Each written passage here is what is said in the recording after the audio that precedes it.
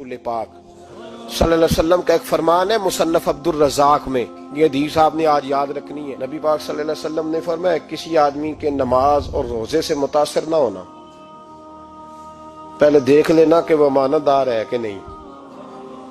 किसी के नमाज रोजे से मुतासिर नहीं होना, पहले देख लेना कि दयानतदार है कि, देखना लोगों की जेबों पे कितनी नजरें डालता है। फरमाया बहुत सारे नमाज रोजे वाले धोखेबाजी करते हैं, दयानती न करें, अपने ओहदे का पास रखें, अपने मनसब का ख्याल रखें। ओहदे जिस जगह आप मौजूद हैं आपकी जिम्मेदारी है। मेरे रसूल पाक सल्लल्लाहु अलैहि वसल्लम ने फरमाया हर बंदा तुम में से निगरान है और जो उसकी रियाया है उसके बारे में उसने जवाब देना है। कभी भी बददयानती ना करें। हम लोगों का पहले एतमाद हासिल करते हैं, फिर उस एतमाद को ठेस पहुंचाते हैं। उसका नुकसान पता क्या होता है? दुनिया में सबसे कमजोर शख्स वो होता है जिस पर कोई एतबार नहीं करता। जिसका एतमाद जाया हो जाए वो आदमी बिखर जाता है। कभी भी धोखाधड़ी की पॉलिसी ना बनाए। हम लोगों से मुफादात लेने के लिए अपने रवैये मीठे करते हैं और जब काम निकल जाता है फिर हमारे रवैये बदल जाते हैं। ये धोखा है, ये बददयानती है। इसको अल्लाह रसूल ने पसंद नहीं किया। मेरे नबी पाक अलैहिस्सलाम ने फरमाया जिसमें तीन बातें पाई जाए वो तो मुनाफिक है। अगरचे उलमा कहते हैं यहाँ मुनाफिक इत्कादी मुराद नहीं, मुनाफिक अमली मुराद है, लेकिन हुजूर ने फरमाया मुनाफिक है। या रसूलुल्लाह कौन? फरमाया वो बंदा जब बात करे तो झूठ बोले, जब वादा करे तो मुखालफत करे, जब अमानत रखी जाए तो बददयानती करे। ये तो बंदा मुनाफिक है। हजरत अबू नूर अलैहिर्रहमा ने लिखा है, फरमाते हैं महमूद गजनवी का दौर था तो एक आदमी महमूद गजनवी के पास ना अपना केस लेके आया, मुद्दई बन के आया। उसने कहा बादशाह मेरा केस बड़ा निराला है। बादशाह सलामत ने कहा वो किस तरह? कहने लगा ये मेरे पास एक थैली है, मैं ना सफर पे जाने लगा तो ये थैली पूरी हीरों की भरी हुई। फलां इलाके के जो काजी साहब है ना, मैं जाती दफा मैं कहीं सफर पे जा रहा था तो मैं उनके पास छोड़ गया कि रास्ता लंबा है, कहीं कोई मुझसे छीन ना ले, हीरों की भरी हुई थी। कुछ दिनों के बाद मैं वापस आया हूं, काजी साहब ने मुझे थैली वापस की है तो इसमें हीरों की बजाय खोटे सिक्के निकले। अब मैंने काजी साहब से कहा है तो काजी साहब तो मेरे गिरेबान तक आते हैं, वो कहते हैं बता कहीं से फटी है, खुली है? वो जिस तरह टांके लगा के तूने सी थी उसी तरह लगे हुए हैं कि नहीं? तो हुजूर लगे भी बिल्कुल उसी तरह है, ना फटी है ना खुली है। अब मैं लुट गया हूं, मेरी कुल उम्र की कमाई जाया हो गई, खोटे सिक्के कहां और हीरे कहां? तो मेहरबानी करें और आप की बारगाह में अल्लाह रसूल के नाम पर हलफ देता हूं कि मैं हूं बिल्कुल सच्चा। महमूद गजनवी कहने लगे तू जा, थैली छोड़ जा और जब मैं तुझे बुलाऊंगा फिर दोबारा आना। वो शख्स चला गया। महमूद गजनवी उठे, दरबार बर्खास्त किया, लोगों से कहने लगे चले जाओ, मैं 3 दिन के लिए सैर करने जा रहा हूं, 3 दिन के बाद लौटूंगा। अकेले जब रह गए ना महमूद दरबार में तो महबूब ने छुरी मंगाई। वो जिस तख्त पे बैठते थे वहां गद्दा बिछा हुआ था, ये गद्दा पड़ा ना, गद्दा बिछा हुआ था। महमूद ने छुरी के साथ उसको फाड़ डाला और छुरी जेब में रखी निकल गए। कहने लगे मेरे बाद कोई मेरे दरबार वाले इहाते में दाखिल ना हो। महमूद चले गए। अब वो सफाई करने वाला जब आया ना, उसने आके देखा तो गद्दा तो फटा हुआ है। उसने शोर डाल दिया, पहरेदार भी आ गए, फलां साहब भी आ गए, फलां साहब। उसने कहा ओ खुदा के बंदो उसका गद्दा फट गया है, वो तो मार डालेगा। उसने कहा था सिवाय सफाई और निगरानी वाले के दूसरा आए कोई ना, और यहाँ आया भी कोई नहीं। पहले दिन ही फटा हुआ है तो लटका देगा सबको, क्या करें? शोर हो गया, सारे दरबार के मुलाजिमीन इकट्ठे हो गए। एक बंदा बोला, कहने लगा फिक्र ना करो, मैं कैसे बंदे को जानता हूं, इस तरह सिएगा कि जिसने फाड़ा होगा उसे भी पता नहीं चलेगा कहां से फटा था। ऐसा बेहतरीन रफू करेगा कि पता भी।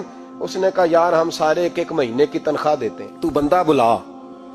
वो बुला लिया उसको, उसका नाम अहमद रफूगर था। वो आया, उसको गद्दा दिखाया, उसका यार इस तरह सीना पता ना चले। उसने कहा फिक्र ही ना करो, मैं बड़ा कारीगर हूं।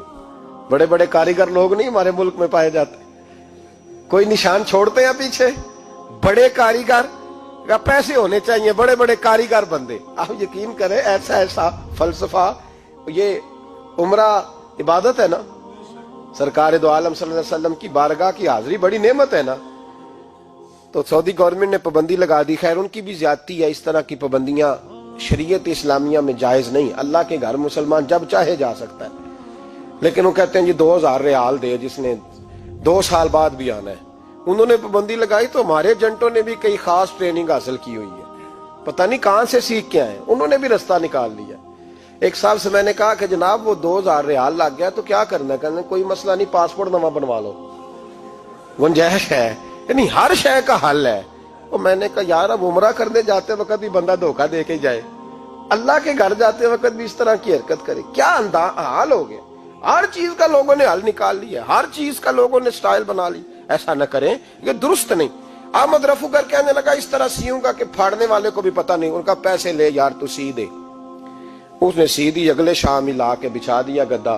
تیسرے دن بادشاہ سلامت آئے، آ کے پہلی نظر گدے پہ ڈالی، اس نے بلایا سب ملازمین کو، کہا کس نے سیا ہے؟ کہا جناب کیا ہوا؟ کہا یہ پھٹا ہوا تھا۔ کس نے؟ کہا نہیں پھٹا ہی نہیں۔ وہ کہنے لگے بنو بات، میں خود پھاڑ کے گیا تھا، تو بتاؤ صحیح سیا کس نے ہے؟ کہا جناب آپ پھاڑ کے گئے تھے تو بتایا کیوں نہیں؟ فرمانے لگے اسی لیے تو بتایا نہیں تھا کہ تم خود تحقیق کر لو، بلاؤ بتاؤ سیا کس نے۔ تو بلا لیا، احمد رفو گر آ گیا۔ اس کو جب بلا کے سامنے بادشاہ کھڑا کیا، کہا بھئی تو نے سیا ہے؟ کہنے لگا حضور آپ کے سارے ملازم کٹھے ہو کے آئے تھے، میری غلطی کوئی نہیں۔ کہا نہیں یار تو بڑا کاریگر ہے، میں نے اپنے ہاتھ سے پھاڑا تھا پر مجھے بھی نہیں پتا چل رہا کہاں سے پھٹا تھا۔ اچھا یہ بتا یہ تھیلی جو ہے یہ بھی تو نے سی تھی؟ اس نے کہا جی آپ کے خادم کا ہی کارنامہ ہے، وہ فلانے علاقے کے قاضی صاحب آئے تھے، اس میں سے ہیرے نکال کے تو کھوٹے سکے بھرے تھے، تو مجھے بھی تھوڑا سا حصہ ملا تھا۔ محمود نے سارے گواہ بھی اکٹھے کر لیے، ثبوت بھی اکٹھے کر لیے۔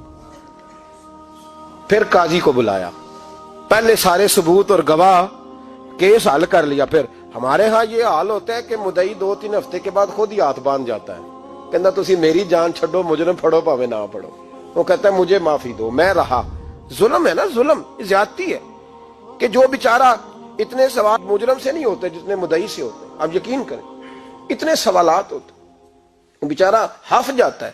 یہ طریقہ درست تو نہیں، ایک لٹ گیا اور دوسرا طرح طرح کے سوالوں کے جواب دیتا پھرے بیچارہ۔ سارے ثبوت اکٹھے کر کے قاضی صاحب کو بلایا تنہائی میں لے جا کے۔ محمود غزنوی نے کہا قاضی صاحب آپ سے غلطی ہو گئی، غریب آدمی تھا، وہ لٹ گیا ہے، اس نے تو بڑی مشکل سے کچھ ہیرے جمع کیے تھے اور اس کی کل کائنات تھی، تو آپ اس کا مال اسے دے دیں، بات ختم۔ قاضی صاحب کہنے لگے آپ مجھ پہ الزام لگا رہے ہیں، سوال ہی نہیں پیدا ہوتا، آپ میری داڑھی دیکھیں، آپ میرا اعزاز دیکھیں، دنیا جانتی ہے میں اس کا۔ قاضی صاحب انسان بھول ہی جاتا ہے، بندہ بھول جاتا ہے، غلطی ہوگی، مال نے کہا نہیں سب، کہا میں تنہائی میں پوچھ رہا ہوں، میں اس وقت پوچھ رہا ہوں جب دوسرا موجود کوئی نہیں، آج توبہ کر لے، میں کچھ نہیں کہوں گا، تو میری زبان پہ اعتبار کر، تجھے پتا ہے میں جو کہتا ہوں اس پہ عمل بھی کرتا ہوں، باز آ جا۔ پر قاضی نے کہا نہیں میری غلطی کوئی نہیں۔ محمود نے پھر بڑے دربار میں بلا لیا، مجمع عام میں۔ مہلت کے دنوں میں جو توبہ کر لے وہ بچ جاتے ہیں، لیکن لوگ رسوائیوں کے دنوں میں پھر واپس لوٹتے ہیں اگلا گھر دیکھ کے، پھر حالات اور طرح کے ہو چکے ہوتے ہیں۔ جب بڑے دربار میں قاضی کو بلایا، بھائی تو مانتا ہے کہ نہیں؟ اس نے کہا نہیں۔ تو کہا بلاؤ احمد رفو گر کو۔ جب احمد رفو گر آیا تو بوڑھے قاضی کی ٹانگیں کانپنے لگی، جملے ٹوٹنے لگے، لفظ زمین پر گرنے لگے، بات صحیح نہیں ہوتی، زبان لڑکھڑانے لگی۔ محمود کہنے لگے قاضی میں نے تجھے کہا تھا وہاں مان جا بات، اب بڑے دربار میں بول۔ تو جب قاضی صاحب کی گردن خود بخود جھک گئی تو دنیا سمجھ گئی، کہا نکل جا میرے دربار سے۔ محمود بولے نکل جا، اتنی تجھے عزت دی، اتنی بڑی تنخواہ دی، قاضی بنایا، اور یہ تھوڑی سی رقم کے لیے، تھوڑی سی رقم کے لیے تو بددیانت ہو گیا، چل چلا جا، نکل۔ قاضی دربار سے نکلا تو لوگ لعنتیں برسانے لگے۔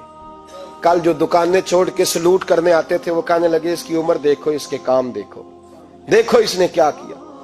گھر گیا، بچے جن کے لیے پاپ کمایا تھا، جنہاں لی تو پاپ کمائے ہن کتھے نہیں ہو تیرے گھر دے۔ وہ بچے کہنے لگے ابا جی ہم تو سکول مدرسہ جانے کے قابل نہیں رہے، امید تھی کہ بیوی ساتھ دے گی۔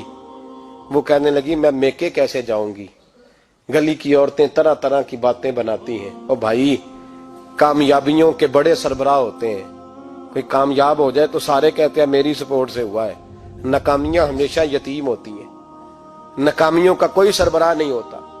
جب تک تو قاضی تھا تو بڑے بات تھی، ہر بندہ کہتا تھا رشتہ دار ہے، رسوائی ہو گئی تو وہ تیری آنکھ ہو یا سنگ ملامت کی چبھن، کون پہنچا ہے میرے درد کی گہرائی تک، دور شہرت میں تو یاروں نے کیا یاد بہت، ساتھ آیا نہ کوئی کوچے رسوائی تک۔ اور میاں صاحب کہنے لگے ساری عمر ہی آٹا گد ہے، میں لکھاں کیتے نہیں پیڑے، اب وقت آیا ہی تے محمد بخشا کوئی نہیں ہوں بیٹھا نیڑے، حالات ہی بدل گئے۔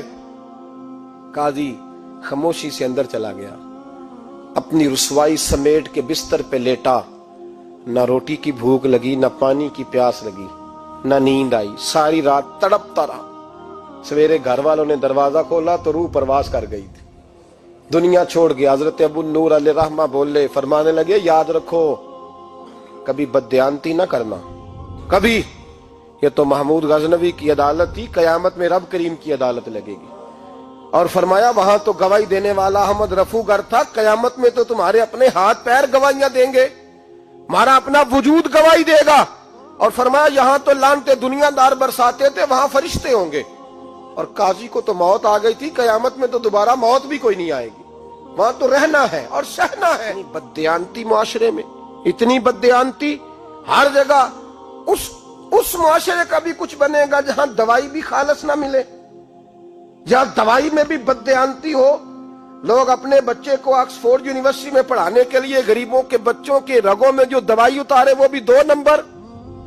اتنا بڑا بھی کو بددیانت معاشرہ ہوتا ہے کہ لوگ یہاں تک دھندا کریں، یہاں تک کہ لوگ لوگوں کی زندگیوں سے کھیل جائیں اور ہمیں احساس تک نہ ہو کہ کوئی مر جائے گا، کوئی ڈوب جائے گا، کیا بنے گا۔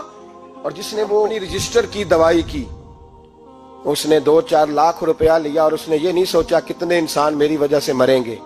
قتل صرف یہ تو نہیں ہوتا گولی مار کے مار دینا، لوگوں کی زندگیوں سے لوگ کھیل جاتے ہیں، لوگ تباہی کر جاتے ہیں، لیکن بددیانتی سے باز نہیں آتے۔ میرے رسول پاک علیہ السلام کے غلاموں، نبی پاک صلی اللہ علیہ وسلم نے ذرا سی بددیانتی، اور صحابہ کا یہ مزاج تھا، اتنی سی بھی کبھی ان سے غلطی ہوتی تو تڑپ